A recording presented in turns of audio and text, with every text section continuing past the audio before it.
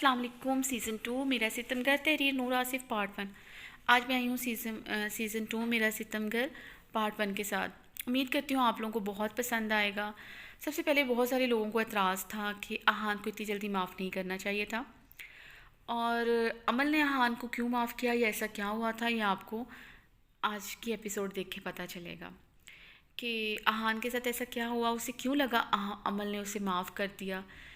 असल में अहान अपनी एक इमेजिनरी दुनिया में जी रहा है जो आपको पहले दिखाया गया। और मुझे व्हाट्सएप पे और मेरे एफबी के इनबॉक्स पर बहुत सारे मैसेजेस आए, मुझसे सीज़न 2 की डिमांड की जा रही है। मेरी फ्रेंड्स, मेरे फैमिली मेम्बर्स और भी बहुत सारे लोगों पे, और यूट्यूब सबको एतराज़ था कि सीज़न 1 बहुत जल्दी ख़त्म हो गया। जब मैंने सीज़न 1 शुरू किया था तो मुझे लगा था मुझे ऐसे ही वाइंड अप करके सीज़न 2 शुरू करना है। उम्मीद करती हूँ आप स्टोरी को समझोगे भी और आपको पसंद भी आएगी। और सबसे पहले आपने मेरा चैनल ज़रूर सब्सक्राइब करना है, भूलना नहीं है। सबसे रिक्वेस्ट है कि मेरा चैनल ज़रूर सब्सक्राइब करें। और चलें फिर शुरू करती हैं, आज की एपिसोड शुरू किया जाती है। शुरू करती हूँ आज की एपी इस दुआ के साथ कि अल्लाह पाक आप सबकी तमाम परेशानियाँ और गम दूर फरमाए, आमीन। बस कर दो अहान, अपनी इमेजिनरी दुनिया से निकल आओ तुम। अमल नहीं है तुम्हारे पास, हकीकत की दुनिया में लौटो। निताशा का ज़ब्त का बंधन आज टूट गया था, इसलिए बिना कोई लिहाज किए वो गुस्से से गोया हुई।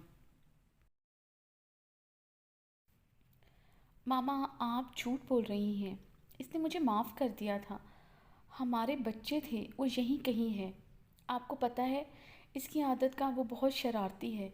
वो मुझे अक्सर तंग करती थी। आप जाकर देखें, वो दूसरे कमरे में होगी। बल्कि मैं खुद देखता हूँ अपनी अमल को, अहान कहता हुआ उठा था और फिर चिकराते हुए दोबारा से बेड पर बैठा। अहान, मेरी बात का यकीन करो, अमल नहीं है यहाँ पर। समझो इस बात को, वरना तुम अपने आप को बर्बाद कर लोगे। अगर तुम इस इमेजिनरी दुनिया से वापस ना आए तो दोबारा कोमा में चले जाओगे। निताशा ने अहान को कंधे से पकड़कर हिलाया था। इस रात तुम्हें मैं और रेहान हॉस्पिटल लाए थे। लंदन वापसी पर हम तुम्हारे फ्लैट गए थे। तुम हमें बेहोश मिले थे वहाँ पर। तुम पूरे 2 साल कोमा में रहे। इस हकीकत को तुम झुठला नहीं सकते। अमल अमल तुम्हें छोड़कर जा चुकी है। निताशा कर्ब से बोली, नहीं मामा, ऐसा नहीं हो सकता। वो मुझे छोड़कर नहीं जा सकती। आहान चीखा, क्यों नहीं जा सकती वो तुम्हें छोड़कर? क्या नहीं किया तुमने उसके साथ? दरिंदों से बढ़कर सलूक किया, जुल्म की इंतहा कर दी। और क्या चाहते हो तुम? वो तुम्हारा हर जुल्म बर्दाश्त भी करती और तुम्हें छोड़कर भी ना जाती। आहान, तुमने मोहब्बत को रुस्वा कर दिया, सिर्फ एक गलत फहमी की वजह से। तुम तो दावेदार थे अमल की मोहब्बत के। क्या हुआ, किसी के कहने में आकर तुमने इसे जीते जी मार दिया। अगर अमल तुम्हें धोखा दे भी रही थी तब भी तुम्हें हक नहीं पहुंचता था कि इसे यूं कैद करके रखो। मोहब्बत को अपनी मुट्ठी में कैद करके नहीं रखते, इसे दिल में कैद करके रखते हैं। मुट्ठी ज़रा से ढीली हुई नहीं कि मोहब्बत भर भरी रेत की तरह हाथों से फिसल जाती है। तुमने अमल की मोहब्बत को, अमल को पिंजरे में कैद करना चाहा था, लेकिन आज तुम कैद हो चुके हो उस इमेजिनरी दुनिया में जो कभी थी ही नहीं। निकल आओ इस दुनिया से। निताशा आहान के सामने फूट फूट कर रो दी। लेकिन मामा, जब मैं कोमा में था मैंने महसूस किया है उसे हर पल अपने पास। फिर ये कैसे हो सकता है? आहान को अपनी आवाज़ दूर खाई से आती महसूस हुई। तुम इसे महसूस करते थे क्योंकि तुम किसी और को महसूस करना ही नहीं चाहते थे। निताशा ने दुख से कहा, अमल ने मुझे बताया कि हानिया का एक्सीडेंट हो गया था। आहान का दिल नहीं मान रहा था कि अमल उसके पास नहीं है। इसने तो हर पल अमल को महसूस किया था। अमल ने नहीं, हानिया ने तुम्हें बताया था। वो आई थी तुमसे माफ़ी मांगने जब तुम कोमे में थे। इसने ही सब कुछ हमें बताया, अपना गुनाह कबूल किया था हमारे सामने। निताशा बोली, नहीं मामा, ऐसा नहीं हो सकता। अमल थी मेरे पास, पल पल महसूस किया है मैंने उसे, पल पल महसूस किया है। वो मुझे छोड़कर नहीं जा सकती। वो मुझसे बहुत मोहब्बत करती है। आहान रोते हुए बोला, मोहब्बत करती थी आहान, लेकिन तुमने अपने हाथों से अपनी मोहब्बत का गला घोंट दिया। निताशा ने सर्द लहजे में जवाब दिया। आहान ने दुख से देखा था अपनी माँ को जो उसके ज़ख्म उधेड़ रही थी। मामा, आपको क्या पता उस तकलीफ़ का जो अपनी मोहब्बत को किसी के साथ देखकर होती है। پل پل مرتا تھا، جلتا تھا، آگ لگی تھی میرے اندر، تو کیا کرتا میں؟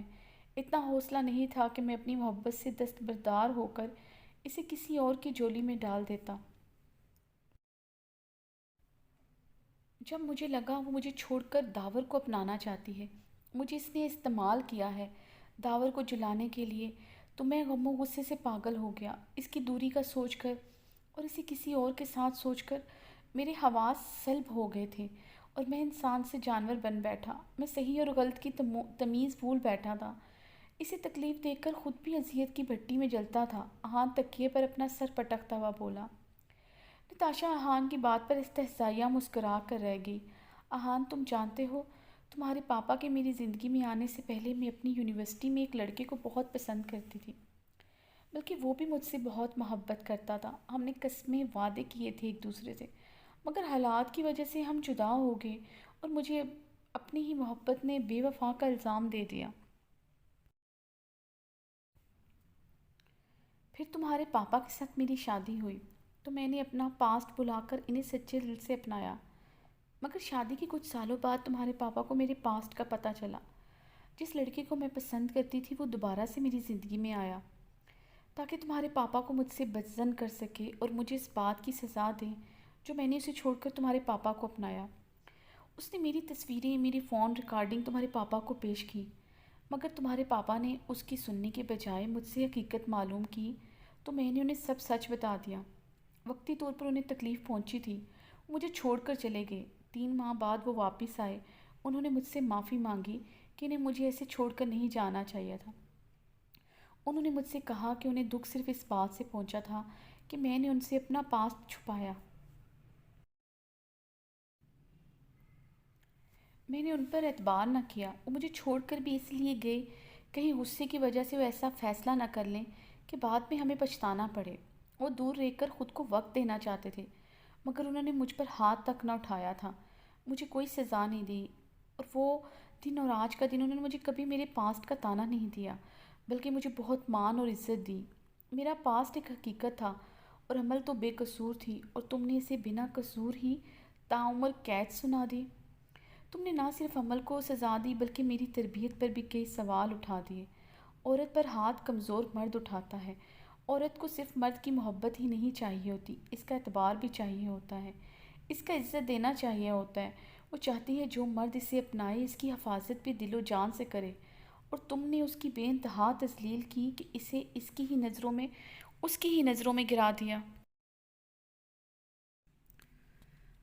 اب بھی وقت ہے، ہوش کی دنیا میں آؤ، عمل کو ڈھونڈو، اس سے معافی مانگو، شاید اس کی معافی سے تمہارے دل کو سکون آ جائے۔ نتاشا اسے حقیقت سے روشناس کراتے ہوئے کمرے سے چلی گئی۔ نتاشا کمرے میں آ کر بے چینی سے ٹہل رہی تھیں۔ انہیں ایک پل چین نہیں آ رہا تھا۔ آج وہ آہان سے وہ کہہ چکی تھیں جو وہ کہنا نہیں چاہتی تھیں۔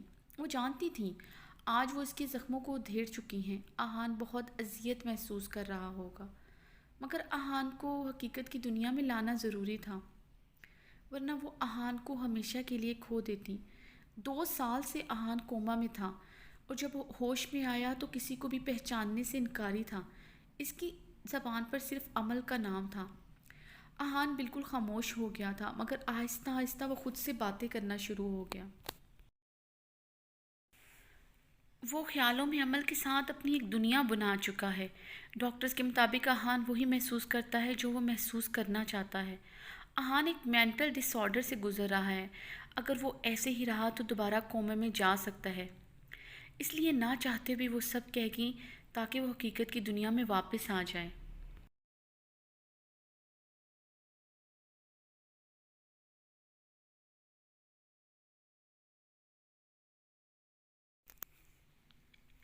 آہان اسلام آباد کی خوبصورت سے گھر میں کھڑا گلاس ونڈو سے باہر کا منظر دیکھ رہا تھا۔ آنکھیں ضبط سے بے تحاشا سرخ ہو رہی تھیں۔ شدید سردی کے باوجود پورا جسم پسینے میں تر تھا۔ مجھے مار دو آہان، مجھے موت دے دو، نجات دے دو مجھے اس اذیت بھری زندگی سے۔ عمل آہان کی ٹانگوں کے ساتھ لپٹی بے تحاشا رو رہی تھی۔ یہ منظر یاد کرتے آہان نے اپنے دانت شدت سے اپنے ہونٹوں میں پیوست کیے تھے۔ جس دن آپ کو سچائی کا پتہ چلے گا تو بہت پچھتائیں گے، مگر تب عمل نہیں ہوگی آپ کے پاس۔ وہ وہ سسکی تھی، احان نے اپنے کانوں پر ہاتھ رکھے تھے۔ وہ سسکیاں اسے رات رات بھر سونے نہیں دیتی تھیں۔ پچھتاوے کی آگ میں وہ دن رات جل رہا تھا۔ پچھتاووں کے ناگ دن رات اسے ڈستے رہتے تھے۔ آہان پچھلے 1.5 سال سے عمل کو ڈھونڈ رہا تھا۔ اس نے دنیا کے ہر کونے میں عمل کو تلاش کیا تھا، مگر عمل اسے نہیں ملی تھی۔ آہان نے زوردار مکہ پاس ہی بڑی شیشے کی ٹیبل پر مارا تھا۔ کانچ نے ہاتھ کو شدید زخمی کر دیا تھا، مگر آہان کو پرواہ نہیں تھی۔ یہ تو اس اذیت سے بہت کم تھی جو وہ عمل کو دیتا تھا۔ کہاں چلے گی عمل، تم کہاں چلے گی؟ بس ایک بار لوٹ آؤ، بس ایک بار، بس ایک بار اپنے آہان کو معاف کر دو عمل پلیز۔ آہان منہ پہ ہاتھ رکھتے ہوئے رو پڑا۔